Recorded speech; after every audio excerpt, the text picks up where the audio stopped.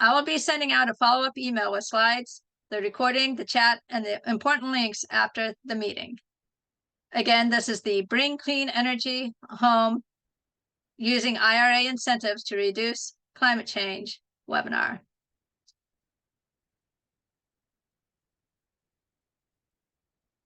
Hope lies in dreams, in imagination, and in the courage of those who dare to make dreams into a reality. Hope is a sustainable vision for the future. We need a picture of where we are headed so we know what steps to take. It is not hoping someone else will solve the problem, but rather a positive view of the future that spurs you to take action to achieve that future. This is the optimism that we need to carry on. It is important to know the plan, even if some of the details are a little fuzzy. Once you know there is a plan, there is peace to say we are now moving towards a resolution. How are we going to get to that sustainable future? The Electrify Everything movement is going to help get us there. This movement involves two converging paths. One path is to get off of fossil fuels and to make as many things electric as possible, including everything in your house and your transportation. The other path is to clean the electrical grid by powering it with renewable energy. When these two paths converge, we will stop burning fossil fuels, and we will have made huge progress towards reducing climate change and decarbonizing our future. It won't be a sacrifice to go to an electrified world. Most of these changes will make your life better, or the difference will not even be noticeable. Many of these appliances have a lifetime of 15 to 20 years, so it's important that we start changing now. I can imagine a future where you wake up to your solar-powered house and your heat pump heated home, you use an induction stove to cook your breakfast, and your kids go outside and breathe clean air to get on their electric school bus. For some, this is already a reality. If this scenario is duplicated across the country, we will be living healthier, greener, more sustainable lives with a bright future ahead of us. Rewiring America is an organization that was created to support the Electrify Everything movement. It is a nonprofit organization that the Climate Reality Project has partnered with to get the word out about the IRA. It has an IRA savings calculator where you can enter your personal information and it will tell you which incentives you qualify for. We need to get off of fossil fuels. Not only do they contribute to climate change, but they produce particulate pollution, which can lead to respiratory illness. That particulate pollution kills more than 8 million people a year worldwide. For that reason alone, we should change. But of course, climate change makes it so much more urgent. The Bipartisan Infrastructure Law, also known as BIL, and also known as the Infrastructure Investment and Jobs Act, or IIJA. I know it's confusing. It has there's two different names, but they are the same thing, along with the Inflation Reduction Act, which is a separate law, also known as the IRA. They are making significant impacts on climate change.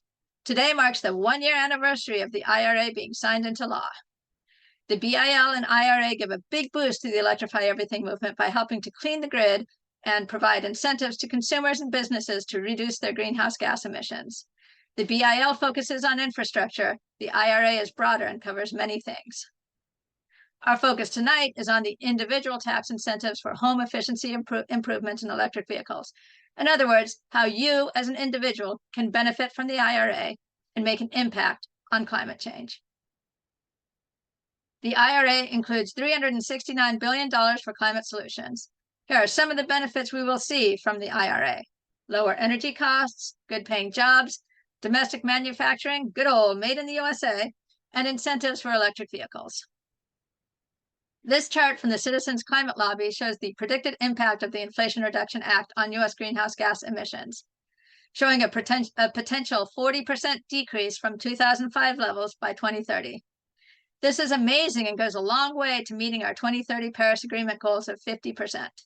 Keep in mind, this 40% is the middle of a range, so how much we do will impact how close we can get to that 2030 Paris Agreement goal. But of course, we will need to keep going after 2030 to reach net zero emissions by 2050. The IRA has already created 170,000 clean energy jobs and is projected to create more than 1.5 million additional jobs. The jobs that will be created alone should get people excited about the opportunities the IRA will bring. The Made in America focus will ensure these are local, well-paying jobs that not only will employ Americans, but will also shore up our national security by having a local supply chain. How the IRA will save you and the country money. It allocates $369 billion towards climate. The average American household can receive $10,600 in IRA benefits to fully electrify and will get an annual savings of around $1,800 on their energy bills. The entire energy expenditure for the country will be reduced by at least 4%, and of course, there will be countless savings from the reduction in extreme climate events. Urgency. Our house is on fire. I am here to say our house is on fire. Famous words from the young climate activist Greta Thunberg. It is all hands on deck. This photo is from a harrowing rescue in my township during Hurricane Ida, where the local fire department had to cut through the side of a house to rescue the occupant. That house was washed downstream a few hours later and can be seen smashed into the trees in the photo inserted in the bottom left. Climate change is already here. The top left shows the climate clock that is installed in the state capitol in Harrisburg, Pennsylvania. It shows that at our current rate of greenhouse gas emissions, how much time we have left before we reach 1.5 degrees Celsius warming. This picture was taken over a year ago. The clock is now down to under 6 years. The top right shows the air quality meter from my zip code on June 7th of this year, when the Canadian wildfires created hazardous breathing conditions all across the East Coast. The graph in the lower left shows, at the time, the hottest day ever on July 4th, 2023. This has since been broken several times and more than likely will be broken again this summer. Globally, it was the hottest July ever recorded and may be the coolest July yet to come. And in the lower right-hand corner, the devastating Maui wildfires. All these are examples of why we need to act now. I don't need to spend much time on this slide with this crowd, but keep in mind, if you're presenting to a general audience, you will need to start with the basics, starting with the greenhouse effect. Here we see the carbon cycle. We keep digging up carbon from deep underground and adding it to the existing carbon in the atmosphere, increasing the greenhouse effect. This chart shows both the increase in Earth's temperature and the increase in carbon dioxide concentrations. As you can see, they go hand in hand. Depending on your audience, you may want to insert more slides after this showing the terrible effects that are happening today. If you can get images of the local devastation caused by the climate crisis, that makes it more relevant to your audience. Make sure you have permission to use the images and that you give proper attribution. Here are a few climate change slides. Warmer air holds more water, leading to more extreme precipitation events. Philadelphia has seen a 360% increase in extreme precipitation events since 1950. Since 1901, Pennsylvania's average temperature has increased by 1.8 degrees Fahrenheit. The strength of Hurricane Ida was definitely influenced by climate change and cost Pennsylvania more than $100 million. We all remember the images of the Vine Street Expressway filled with water during Hurricane Ida. This is a senior living facility in my township that had to evacuate during Hurricane Ida. The reality we now face implores us to act. The sooner we act, the better off we will be.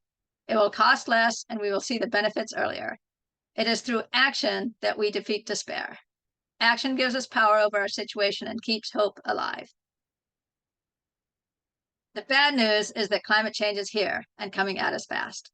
The good news is that there are a vast number of ways we can reduce climate change, from smart agriculture to reducing our use of plastics, to planting trees, to new ways of energy storage, and more.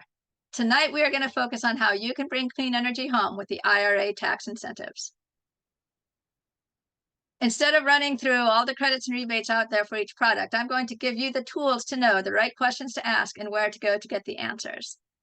The IRA offers both tax credits and rebates. The IRA tax credits are non-refundable, meaning you can't get back more than you owe. There is unlimited money available for tax credits, but for rebates, there's a pool of money that will be allocated to the states. And when it's gone, unless Congress authorizes more funding. For the tax credits, you will have to wait until after you file your taxes to see the money. But rebates are received at the point of sale, so you will see it right away or soon after. How the rebates are handled will be up to each state. You may get the rebate when you make your purchase, or it may come as direct deposit, or you may get mailed a check. It is important to note that these rebates are not in place yet.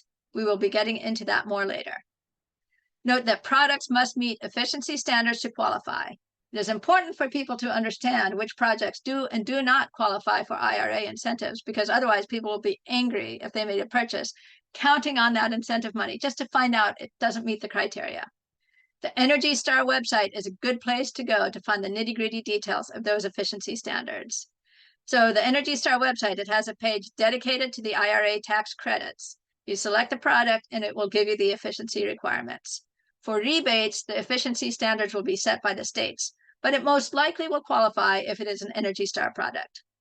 Energy Star has a rebate finder based on zip code. This includes all the rebates available in your zip code, including those offered by your local utility. I would imagine that once the efficiency standards for the IRA rebates have been finalized by your state, the Energy Star rebate finder would also have that information.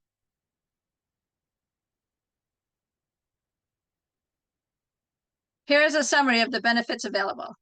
I'll be running through each of these in detail.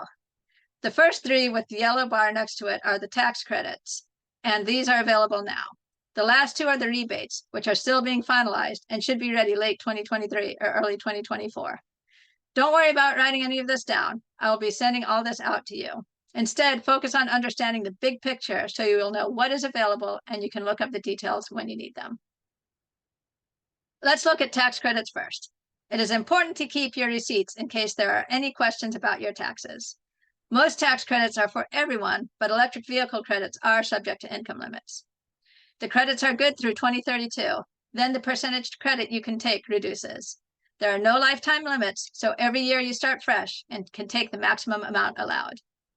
Some have a maximum amount per project, and some have a maximum combined annual limit. Some credits are increased for environmental justice and energy communities, and some increased for domestic content. First of all, when you're presenting this information to others, it is vital that you make it clear that you are not a tax professional, unless, of course, you happen to be one. You are providing this information as a jumping off point so that they know where to begin when doing their own research. Let them know they should consult a tax professional to verify they will be able to take these credits.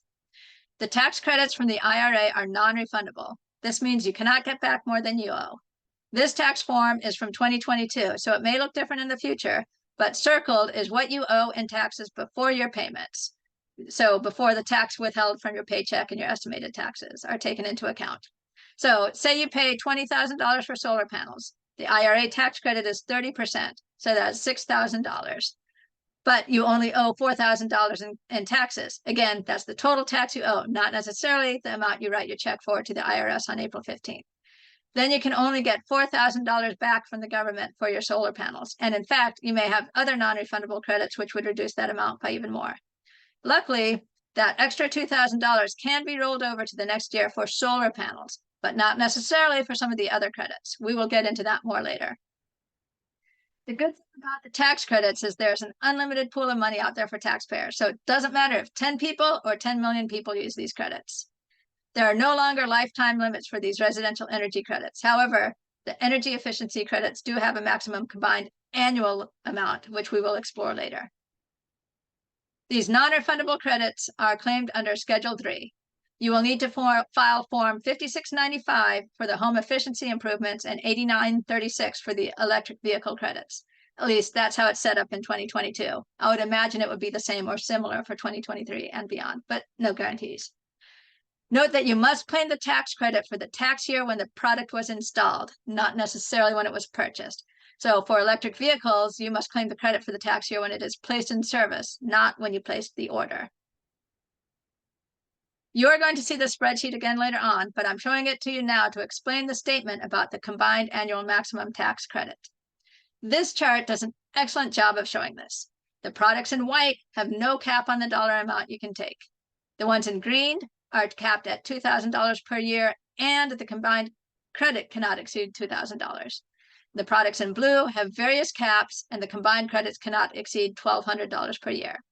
So let's take, for example, solar panels. The tax is 30% of the cost with no cap. So if you spend $20,000 on solar panels, you get $6,000 tax credit. You can also get 30% of your battery storage, no cap. And the fact that you got solar panels doesn't affect that. Now let's look at the blue section. If you get an efficient air conditioner, electric panel upgrade, and energy efficient windows, all items in the blue section, which each have a 30% tax credit with a max of $600 each, and you reach the max for all of them, then that would be $1,800. But because of the combined cap, you would only get $1,200 back. I have also indicated here which tax credits are 25D credits and which are 25C credits.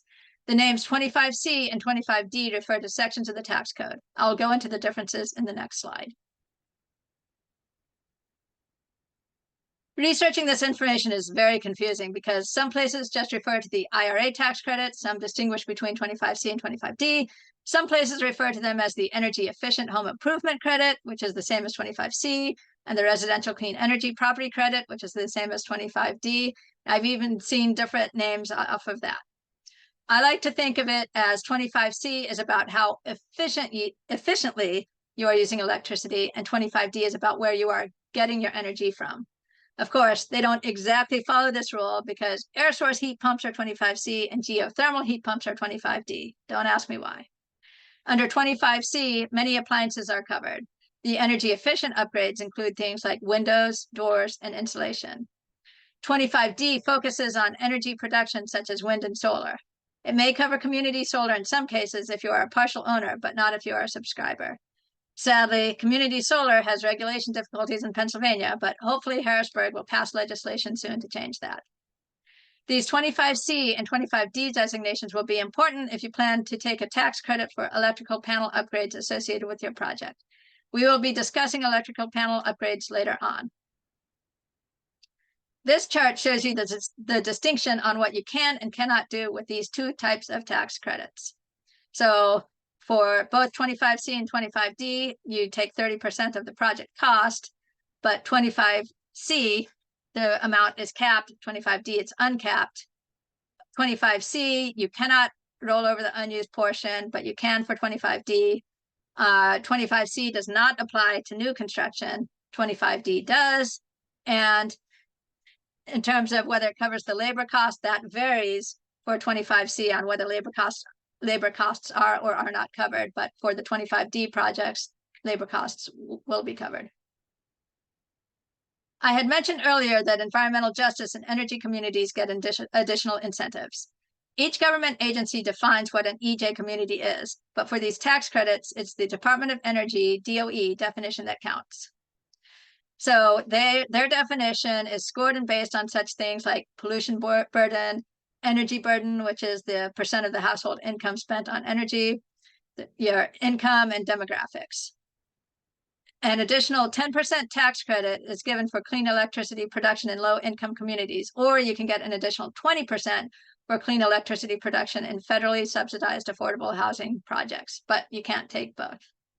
My understanding is that this additional credit isn't as simple as checking a box on your tax form, but will require submitting an application to the DOE, which will then send a recommendation to the IRS to decide if the project qualifies for the additional tax credit. For energy communities, we need to recognize that there are workers and communities that have contributed to the power we have needed to become an industrialized nation. But we now have cleaner, more sustainable ways of generating electricity. We owe it to those workers and communities to help them transition into this new economy. The IRA has many programs to help do just this, one of which is to give them an additional 10% tax credit above and beyond the 30% tax credit for clean energy production, such as solar and wind. The IRS defines energy communities as those that have relied on fossil fuel plants and in the now and in the past, and their unemployment is at or above the national average. If there was a coal-fired power plant or a coal mine that is closed within a certain time frame, that also qualifies as an energy community, and any projects on brownfields also counts. I'm not sure on how one gets this credit. It probably has like a similar application process like the one for the environmental justice communities.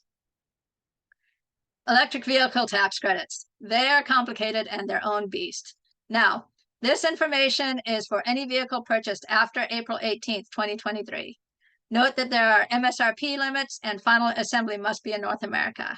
You get $3,750 if the vehicle meets the critical minerals requirement and $3,750 if it meets the battery components, for a total of $7,500 if it meets both. Starting in 2024, there will be upfront vehicle discounts where the tax credits are transferred to the dealer. Not only does that mean you'll be able to get your money sooner, but the savings will be available to more people. There are different criteria for used vehicles. In particular, there are no battery or critical minerals requirements because they don't expect older vehicles to meet those. You get 30% off the price for a maximum of $4,000. The car must be at least 2 years old, cost less than $25,000, and must be sold by a dealer. You cannot buy a car to immediately resell it, and you are eligible once every 3 years. There are income limits for who can claim the credit, and they differ depending on if you're getting a new or used electric vehicle. The chart will show you the details. These income limits are based on your modified adjusted gross income, which can be from the year you take delivery or the year before, whichever is less. Unlike other tax credits, EV tax credits are non-refundable, so you can't get back more than you owe. The seller must report the required information to the IRS at the time of sale. The list of what is required is available on the IRS's website. To see how much tax credit you get for a vehicle, you can go to fueleconomy.gov and enter the make, model, and year of the car. If you need to install an EV charger for your car, you can get a 30% tax credit with a maximum of $1,000. This covers hardware and installation costs and includes bidirectional chargers, which in the past it hadn't. However, I've seen conflicting information on who qualifies for this, so it may be restricted to rural or low-income communities. Now, let's move on to rebates. The IRA authorizes two types of rebates. The High Efficiency Electric Home Rebate Act, which is HAEHRA, and then those are like the appliance rebates. And then the homes rebates, those are whole house efficiency rebates and are based on how much energy is reduced in your house. HOME stands for Home Owner Managing Energy Savings. The rebates include the purchase, installation, and labor costs. The product must meet efficiency criteria, which should be able to be found on the Energy Star website once those criteria are established. These rebates are targeted for low to moderate income families. So that is the HEEHRA rebates are. Some projects qualify for both a rebate and a tax credit. Both can be claimed, but note that the percentage tax credit needs to be calculated on the amount after the rebate is taken. The rebates you receive do not count towards your income on your taxes. The important thing to know about rebates is that they will be run by the states, more specifically through the State Energy Office. In Pennsylvania, this office is called the Energy Programs Office. They are overseen by the DOE, but the states run the program and make the final rules, so some things may differ from state to state. There is a chance that some states may have their rebate program ready in late 2023, but it most likely won't be until 2024 that these rebates become available. Pennsylvania is currently in the process of finalizing their application to the DOE. The rebates will not be retroactive. Some states may refuse the money, and some states will run out of money before others. The high efficiency electric home rebates, or as I like to think of them, the appliance rebates, will be given at point of sale. It is up to the state to determine how that will be handled. The total amount of rebates you can take is capped at $14,000. I'm not sure how that will be enforced since the rebate is taken when you purchase the product. It cannot be combined with the other rebate program, the homes rebate. So if your project qualifies for both, you need to decide which rebate you are going to use. You can combine it with tax credits. Since the rebates are state-run, each state may modify the amounts, eligibility, and/or the timeline for the rebates. So let's run through an example of getting a heat pump. If you qualify as low income, you can get 100% of the cost covered up to $8,000. So if your heat pump costs $6,000, it's free. But if it costs $10,000, you can only get $8,000 off. Still a very good deal. How do you know what your area median income is? One way is to use the IRA savings calculator in Rewiring America to see which rebates you qualify for. However, as far as I can tell, that still doesn't tell you if you get the 100% or the 50%. According to energy.gov, they use the Department of Housing and Urban Development AMI statistics, and HUD has a lookup tool to find your area's median income. Keep in mind the number of household members may affect those numbers. Now, let's move on to the other rebate program, the homes rebate, also known as the home rebates or home efficiency rebates. These are based on energy savings. Again, it cannot be combined with the HEEHRA rebates, but can be combined with tax credits. There are two pathways to measure the amount of energy savings, which determines how much money you get.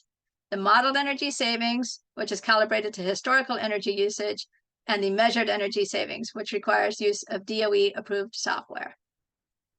These charts show you how much you can get for the home's rebate.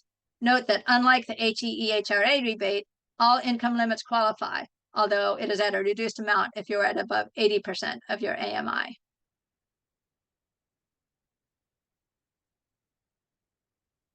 There is not time to address all the products covered by the IRA, but I will speak about some of the major ones. This graphic can be found on the cleanenergy.gov website, and it's a handy way to explore the various energy-efficient products. Instead of running through this chart line by line, I'm going to give you the tools to know the right questions to ask and where to go to get the answers. You saw part of this before when I was discussing the maximum annual tax credit limits. This chart is available on the Climate Realities website and is very handy for referencing the tax credits available by product. I'm going to review just a few of the products. Let's start with solar and battery storage. You can get each independently, but paired together, it can enhance your savings and your resiliency during power outages. The more we rely on solar, wind, and other renewables, the more energy independent we are and are less subject to the global pressures on the price of fossil fuels. Solar saves you money in many ways. You will use less electricity from the grid, and when you have excess electricity, you can sell it back. Here in Pennsylvania, you get 100% of that cost back. This is called net metering. You can also get money for SRECs, which is too complicated to get into here. But if you want more information on that, you can do research on that yourself. And you can use the battery storage to shift your grid usage to save money. Note that you must own the solar panels to get the credit, so leasing does not count. It includes labor fees, etc., but not the cost to replace your roof, unless, of course, you're replacing it with solar roofing tiles. There are several situations that can add to the percentage tax credit you can take, such as domestic content, living in an energy or low-income community, or for federal subsidized affordable housing, like I mentioned before. Although this webinar is about individual tax incentives, many of you are associated with nonprofits and other entities that don't pay taxes. So you may be wondering, how can they take advantage of these tax credits? Well, the IRA has introduced direct pay, which allows organizations to file tax forms after the project is complete to receive payment. Solar United Neighbors, which is a nonprofit that promotes solar, has a useful webpage that explains how it works, and it includes a link to an informative webinar on nonprofits. Heat pumps. Heat pumps that transfer heat are extremely efficient, even more efficient than gas heating. Heat pumps are used for both heating and cooling. Heat pump technology has improved over the years and can now be used even in places where it gets well below freezing.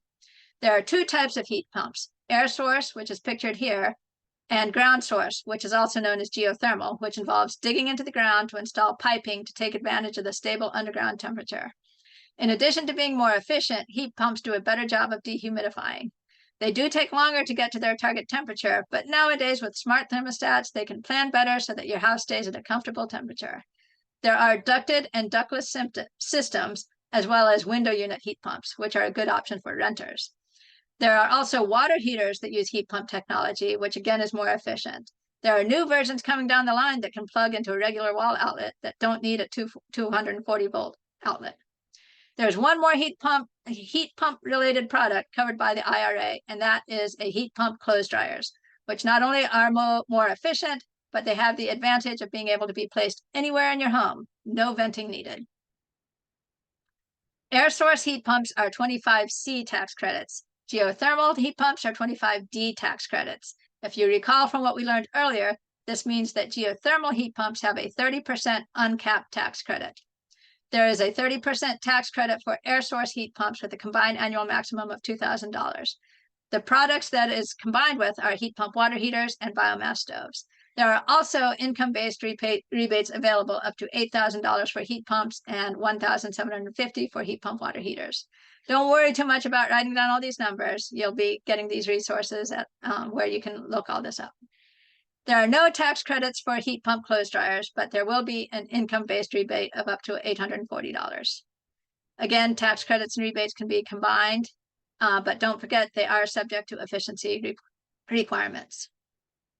All right, electric vehicles. This picture here shows 3 electric vehicles. One is being charged off an EV home charger. and the other one in the driveway is being charged off a 240-volt outlet, the same kind used for dryer outlets. EVs have a lot of pep because the electric motor provides a lot of torque. Fewer moving parts, therefore, means it costs 40% less to maintain, and the cost of electricity is much less than the cost of gas. Naysayers point out how much more resource intensive the manufacturing of EVs is compared to gas cars, but the truth is they make up for that environmental impact in the first year or two of use. There are many more EV options out there and more coming along every day. Most new EVs have a range of over 200 miles, many over 300. It usually takes around 20 to 30 minutes at a fast charger to go from a low to a high charge. Enough time for a bathroom break and a bite to eat. The EV charging network is growing every day, in part due to money from the IRA and BIL. Charging at home, which is slower, takes several hours, but can charge while you sleep. It is so nice to wake up with your car charged up and ready to go in the morning.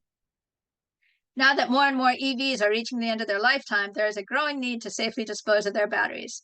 They can be reused by combining many used EV batteries and using them for energy storage for buildings. And there's also a growing industry that recycles EV batteries, especially now that the IRA has incentives for sourcing and making EV batteries in North America. Let's talk about stoves. Gas stoves leak methane into your house. Even when they are off, they can still leak a small amount. This has been shown to contribute to asthma and other respiratory illnesses. Switching to an induction stove can improve indoor air quality and the health of you and your family. About 1 in 8 cases of childhood asthma in the US are caused by gas stoves, and it's estimated that 13.5% of the cases of childhood asthma in Pennsylvania could be prevented if gas stoves were replaced with electric ones. Unlike the older stoves that use electrical resistance for heating, which is inefficient, the newer induction cooktop stoves are extremely efficient. They have lots of other advantages as well. They provide constant heat, which makes cooking easier and is particularly good for tempering chocolate. The smooth surface means you can easily wipe it down to clean it, and the cooktop surface doesn't get very hot, so there's less chance of getting burned. It does require certain types of pans. You can check to see if a pan is compatible by seeing if a magnet sticks to it. You may need to upgrade your outlet if you're switching from gas. Induction stove rebates have a maximum of $840 and are income-based.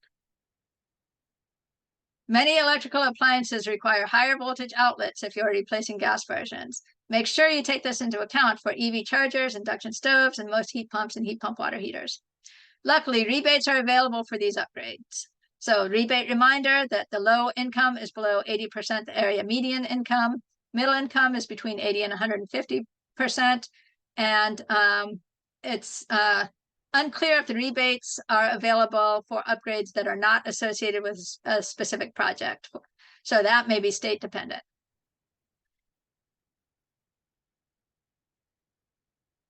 You can see the previous slide for the 25C versus the 25D projects. So for the tax credits,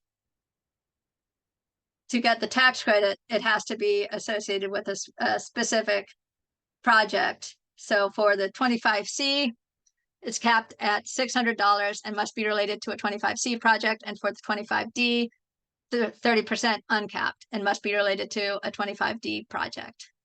You cannot combine 25C and 25D if you are upgrading your panel for both a 25C and a 25D project. So take the most beneficial, which most likely would be the 25D. Renters have options too. They can use the induction cooktop stove. If you can't replace the stove itself, there are portable options. The window unit heat pumps are available, and a heat pump clothes dryer is another option, and there are other portable appliances. Where to start? These kind of decisions are often called kitchen table decisions because it is typically discussed during meal times. Even if you aren't ready to purchase just yet, doing your research ahead of time, understanding what electrical upgrades are needed, and scoping out contractors with experience with your potential electrification projects means that if something fails, you will know what you need to do instead of just panicking and taking whatever is on the truck.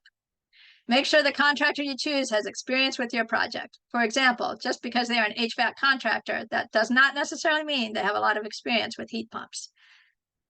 A good way to start is with a home energy audit, which are often offered by your local utility.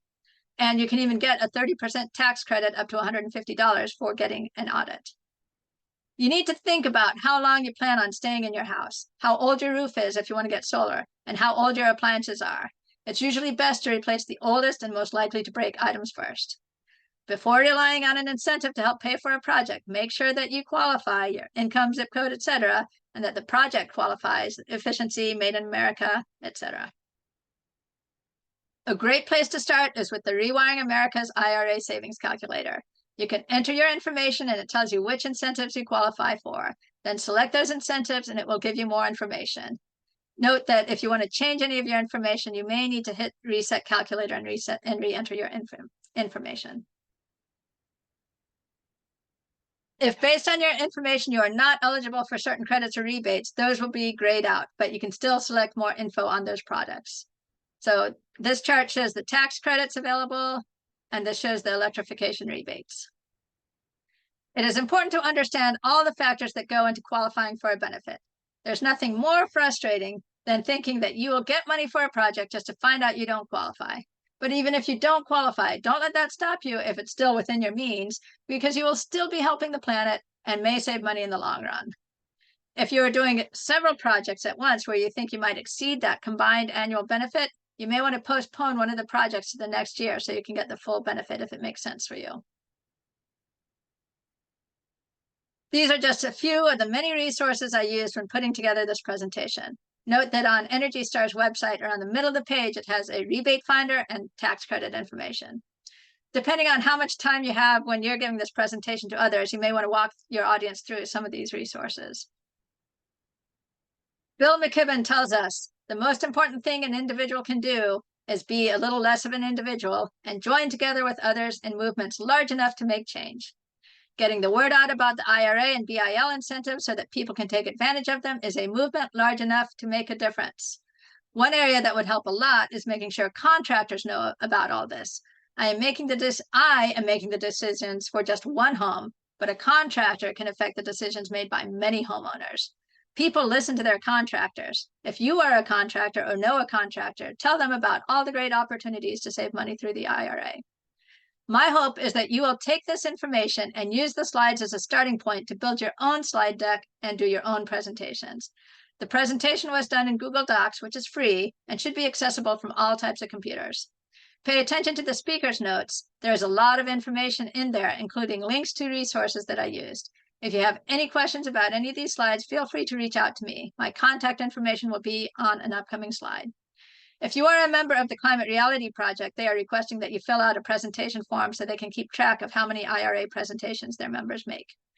This presentation is very much a work in progress, so if you have any corrections, and I've seen some pop up in the chat, I haven't been able to read them in great detail, but I've seen some in the chat, or better yet, if you're a tax professional or no one who can look this over, please let me know. There is a lot of information here, so feel free to pare down what you present, and it's a good idea to provide your attendees with the slides afterwards. It might be easier to make it a PDF to ensure they will be able to view it. When talking to the public, please keep in mind that everyone is on a journey. Our job is to help them along the way, no matter where they are on that journey. Don't make people feel bad because they haven't done as much as others, and be humble and recognize that we can always do more. Informing people about the IRA is great. However, the IRA is not enough. We still need to do more to reduce climate change, but it is a start. We have to keep pushing our politicians and the public for more climate change efforts. The Community Advocates of Greater Philadelphia is a partnership with the Sierra Club, Ready for 100, the Climate Reality Project, the Philadelphia and Southeastern Pennsylvania chapter.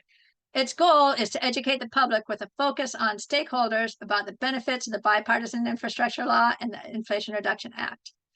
The process will be to hold workshops and other educational outreach with stakeholders to match them up with grant opportunities and to educate the public about individual incentives, like we've done here. This effort is going to require a lot of volunteers. We're just at the beginning stages here in the Philadelphia area and need volunteers to help get this off the ground. The Sierra Club National Organization has a lot of resources about grants that are available, as well as training on how to hold stakeholder workshops. The Climate Reality Project National Organization has a lot of resources on the individual incentives that are available. These links will provide you more information about the Community Advocates Program. copy of these slides will be emailed to the attendees after the meeting, so you will have access to these links. Several of you indicated that you want to join our Climate Reality chapter. You can select Join Our Chapter when you get a copy of these slides. Alternatively, you can go to our website, select Contact Us, scroll down and select Sign Up Here under Join Our Chapter. If you want to join the Community Advocates of Greater Philadelphia, you can fill out the Volunteer Interest Survey. The link was on the previous slide, and also join the Google group. So that was a lot. And I'm sure there are a lot of questions. I may not be able to get to all of them, but I will try to answer them maybe through email afterwards if I don't get to all of them. My co-host, Abba Saini, who is the chapter chair of the Philadelphia and Southeastern Pennsylvania chapter of the Climate Reality Project, will be helping me out. So let's take a look at the questions that were in the chat. All right, well, we had one that was actually from the Zoom registration. Are all induction ranges and electric ovens eligible for rebates? And if not, where would the brands and models that are eligible be listed? So that would be in the Energy Star website. I think would probably be the best place to go. That'll show you what those efficiency standards are. All right, let's see. We have do the IRA tax credits roll forward if you can't use them all in the place service date? So that is one of the things that I answered. Some of them do roll forward, and some of them don't, depending on if it's 25C or 25D. Can homeowners purchase rebate items to install themselves instead of using a contractor? Oh, that's a good question. I would assume yes. As far as I know, that that would be fine. I don't see anything that would prevent that. All right, and then can you provide the script to this presentation? So when I send out, my plan is to send out a link, a view-only link to the Google Docs version of this presentation, and you would be able to access the speaker's notes as part of that Google Docs view-only. And like I said before, the speaker notes, I have, the words that I say, but also a lot of links that I used as the resources for each of the slides. And then if you want to take any of these slides and use them for yourself, you can make a copy of the Google's, I said Google Docs, but technically it's Google Slides. You can make a copy of the Google Slides, and then on your personal copy, then you can, make your own changes to tailor it. Will you post the talk on YouTube or anywhere else? I just saw that pop up. Yes, the hope is to get the recording on YouTube, but it may take a few days before that happens. All right. Okay, Ava, what other questions are there in the chat? Because I'd like to address the chat questions first before we open it up for verbal questions. There aren't any more questions in the chat. Okay, let's see. I do see this question. Oh, some of these are direct messages. That's why they're not showing up. Okay, there was a question about what our AMI is. I actually looked it up. I was surprised, and please double check me on this, but when I went through the HUD website to find our AMI, it was a much larger area covered than I thought it would be. I thought it'd be like down to like the zip code or the township level, but it seemed to be like the surrounding, the Philadelphia and the surrounding area, and it looked like it was like around $114,000. But don't quote me on that. Double check for yourself and see what you find. I'm just gonna scroll through the chat to see if there's any others that were, to me, I did see there were some corrections. Let's see, provide the script. Roll forward. I may have reversed Fahrenheit and Celsius in one of my presentations. Oops, yeah, two people pointed that out. Okay, I'll have to fix that. I'll try to get that fixed before I send the presentation out. Okay. So I think that's all the questions. I apologize if I missed anything that's in the chat. If you did put a question in the chat that I missed, feel free to raise your hand. Um, so let's see. I guess Abba, I won't be able to see the hands raised if I'm not in gallery view. So if you could call on people for me, that would be great. So now that we've answered all the questions in the chat, let's open it up the floor for questions and comments. So if you can use the raise hand icon available in Zoom under reactions and then wait for you to be called on, I think that would be best. So Abba, can you look through the gallery view and see if anyone has their hands raised? Oh, look, it popped up on my screen. Oh, it looks like Leonard has a question. Do I need to unmute him, or can you unmute him, or can he unmute himself? I've unmuted myself. Okay, great. The this business of the AMI is really important, and I haven't been able to track it down, I tried reverse engineering the Rewiring America thing, and it didn't seem to work with. I got a number like 114,000, like, or something like that, as you did, but that didn't seem the right number for Rewiring America. I mean, maybe I did something wrong, but it'd be really important, valuable for us in the Philadelphia area, since it is the whole metro area that is covered, for us to nail that down. And if we could get somebody official, I mean, somebody in the Philadelphia government or something, or the state government, it'd be really good. So. Yes, I agree. And keep in mind also, remember what I said about the number of members of your household Right. can also affect that. So that may be why the Rewiring America Right. didn't quite match up. So that's just a guess, but yeah, that's hard to pin down. I wish the Rewiring America like just flat out said, these are the numbers we're using, you know, but I couldn't find that in there. So if anybody else has figured out how to find that in Rewiring America, I would love to know. Thank you. Yep. All right, it looks like Rick has a question. Rick, if you want to unmute yourself and make your question or comment. Awesome presentation, Julia. Really Thank you. Very informative, and I know you did a lot of work. I've done these presentations myself, and it's a lot of work. It's weeks worth of work. So yeah, appreciate what you've done. I just wanted to invite everybody officially to the National Drive Electric Week event, which is going to be held September the 30th in Ambler.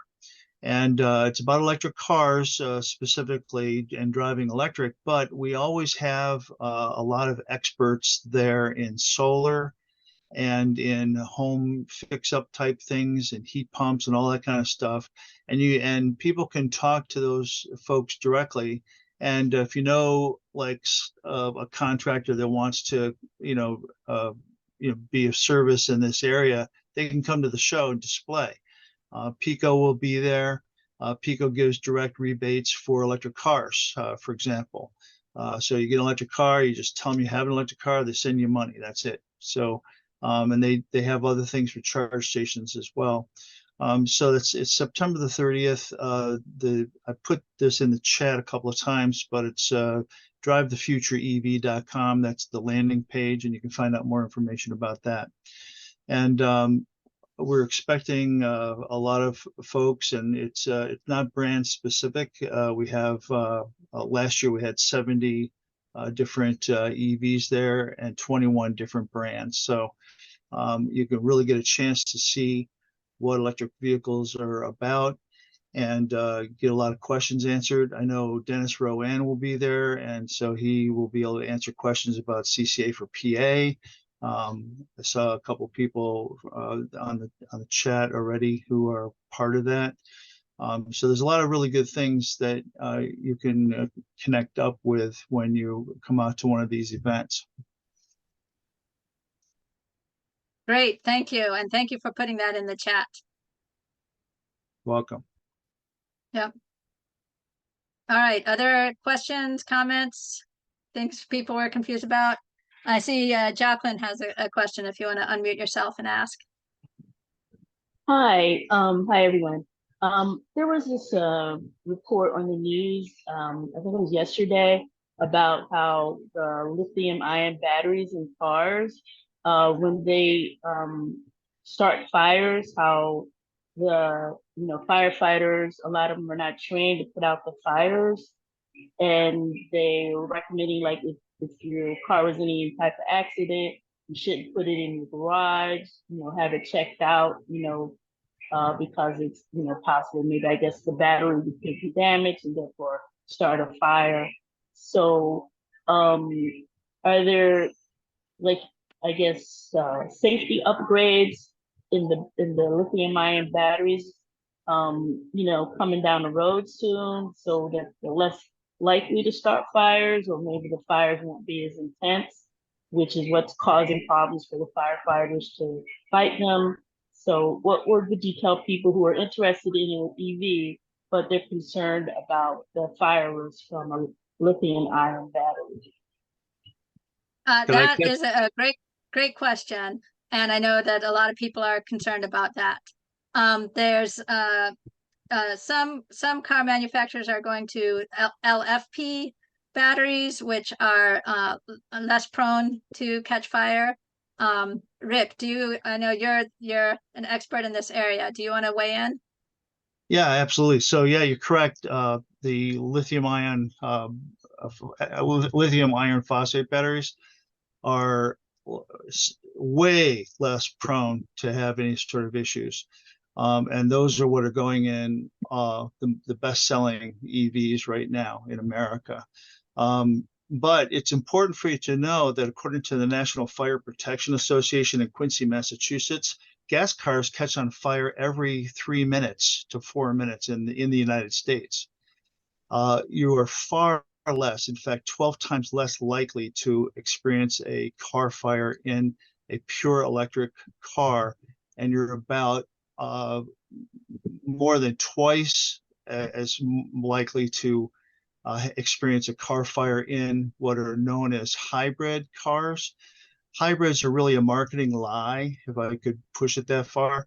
The reason they're a marketing lie is because the primary propulsion is a gas engine run by gasoline. So with a itty bitty teeny weeny little battery where you can go maybe 20 miles on electric. So we do not advocate for hybrids in any way. We advocate for like, just take the plunge, go 100% electric if you're going to do that. And just check what the battery chemistry is in the vehicle that you're looking at. So all reputable companies publish that information. And we have many different brochures. Plug-in America would be a good source for that. But come out to the show and talk to the owners. They'll tell you what their experience is. Oh, so what are you saying is the safest lithium ion battery? What are you saying is the safest type? It's the battery chemistry. So lithium iron phosphate, I've seen demonstrations where they drive spikes through to try to get these batteries to fail, and they don't catch on fire even with a spike driven through. But that's not true with your cell phone, is it? I mean, when I was a kid, we used to take caps, and they had gunpowder in them. We used to hit them with a hammer, and then we would like take an entire box and hit that with a sledgehammer. That was great fun for us. Well, the kids today, what they're doing, and you can check it out on YouTube and see it, they drive nails through their phone batteries and get them to catch on fire, and they're pure lithium ion batteries. So that battery chemistry is changing and has changed rapidly, because not only are they safer, but they're way cheaper to make. And also we teach. I'm part of the Delaware Valley Tesla Owners Club, and we teach a fire course specifically for fire departments so that they are in the know about how to address a situation like that.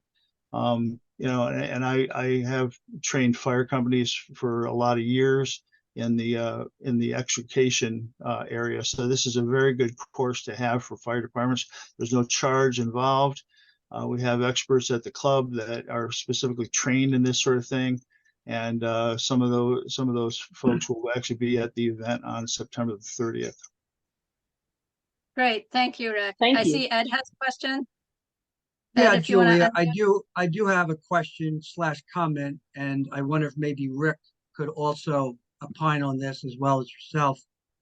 But in our role in advising people different aspects of this, in terms of giving them advice about electric vehicles, some people will know that the list of vehicles that qualify in 2023 and even 2024 is really a small group. I mean, it seems to me, I think there's only like about 15 to 20 models that qualify.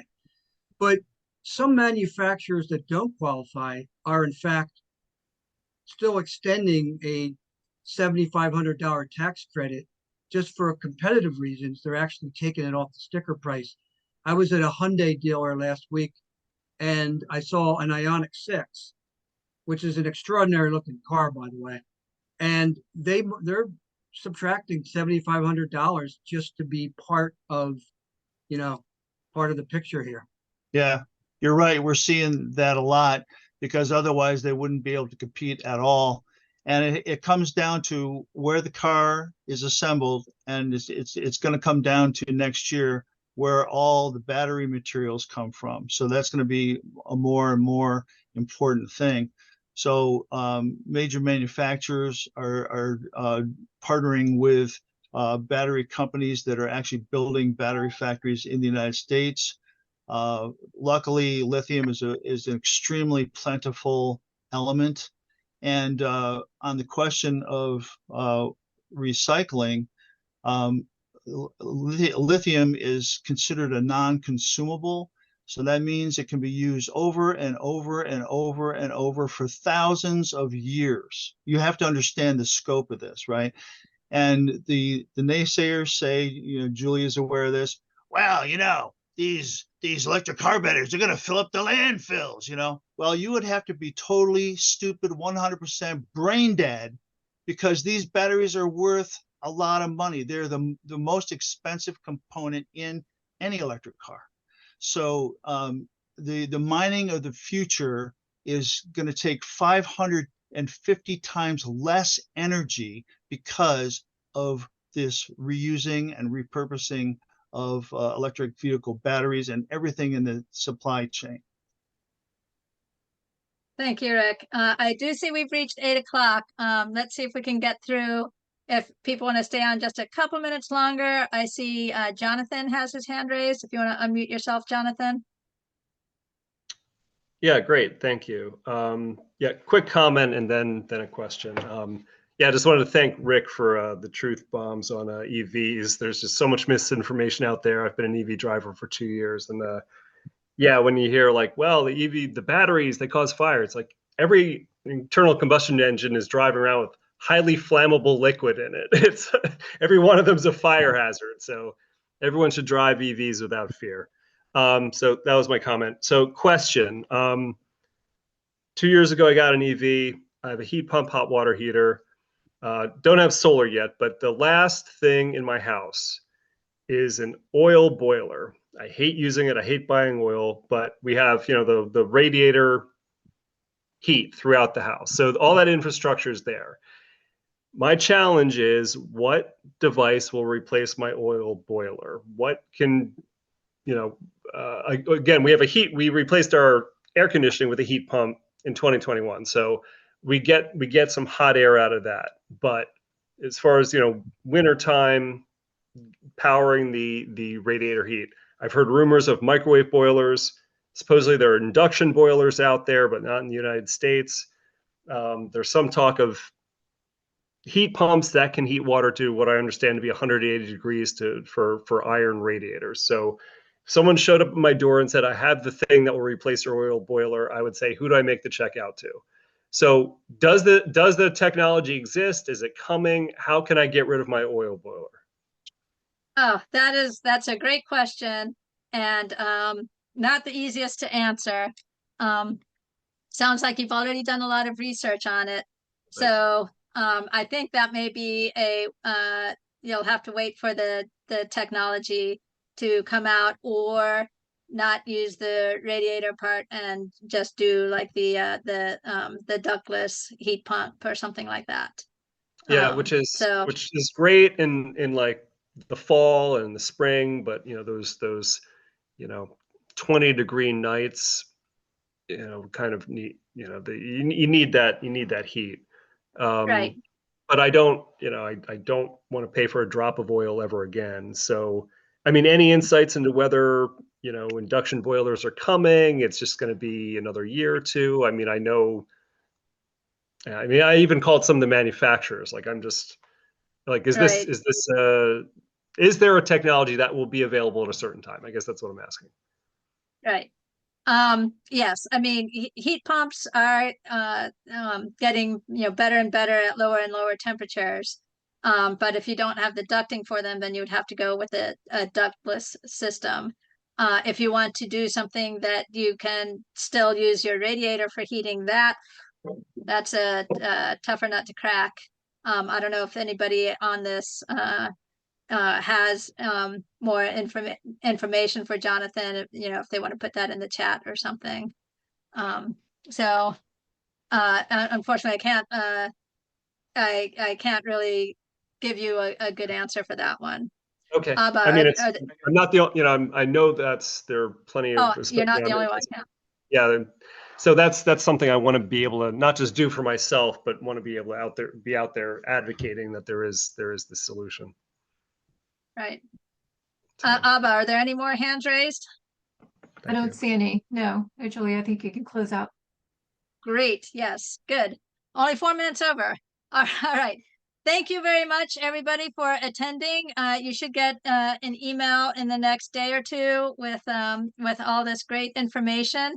And I really appreciate the discussion at the end. That was great, having people be able to ask their questions and have a good discussion about it. All right. Well, thank you very much. And you'll be seeing me in an email soon. All right. Thank you. Bye. Thanks so much. Bye-bye. Bye. Take care.